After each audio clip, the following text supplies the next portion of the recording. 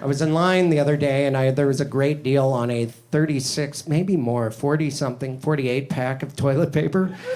So I'm walking into line, and I had one other thing, like lip balm or some horrible... And I'm just holding, it's like holding 5 surfboards. Like, I'm like, hey, and then there was a girl in line that was beautiful, and I just abandoned it. I left it right in the line. I'm like, I don't shit. I don't even have a butthole. I guess that's what I wanted her to think. Ooh, best case scenario. She thinks I'm sealed up back there like a Ken doll.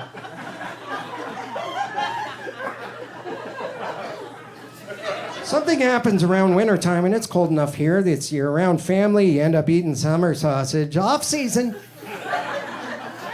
And everyone's wearing Carhartts, and I'm not kidding, this really bothers me, and I'm not trying to be gross, but grown men constantly around this time of year are just farting in public.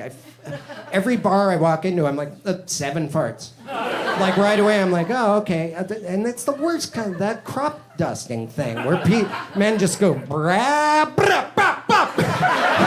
And then make a runaway and go across the street and then watch from a bush with binoculars. I think that's how it works. Yeah, he's walking through it. Come on, you coward. I'm a grown-up, and I occasionally will admit I let one pass. But I'm a man, and when I fart, I stand there. I'm like, well, it's my duty, and I kind of raise my hand in ownership and just kind of greet people as they walk into it. It's like, hey, how are you? And they're like, hey, good to see you. Jeez, what is that?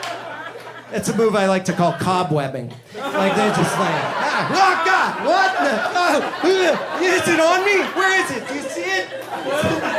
My fart turned to a spider for that joke in your head, if you could just imagine it being some kind of a fart spider.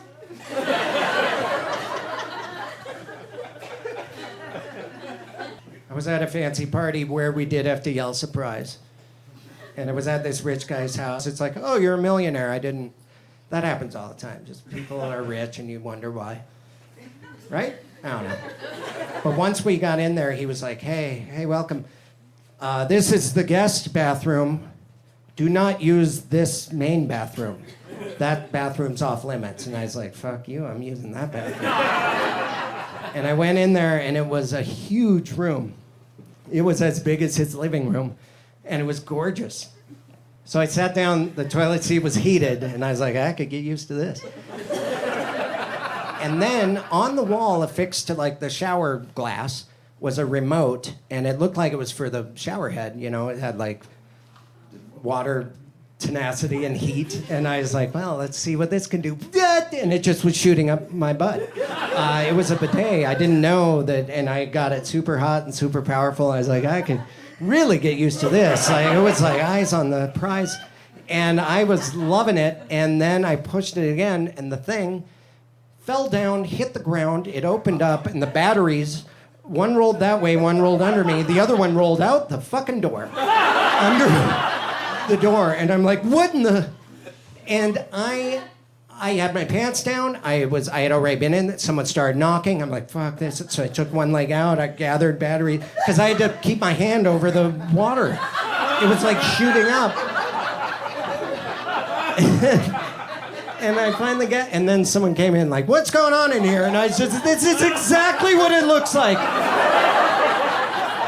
There's nothing else that looks like this.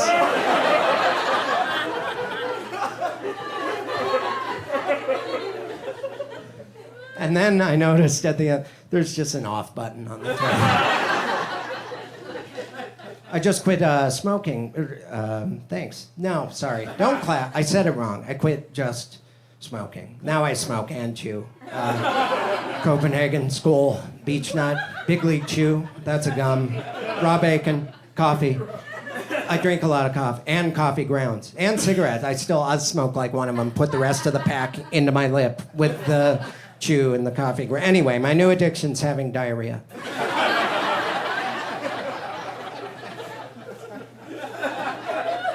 You know, I've been wearing a ski mask around my house, because if someone does break in, won't they be surprised?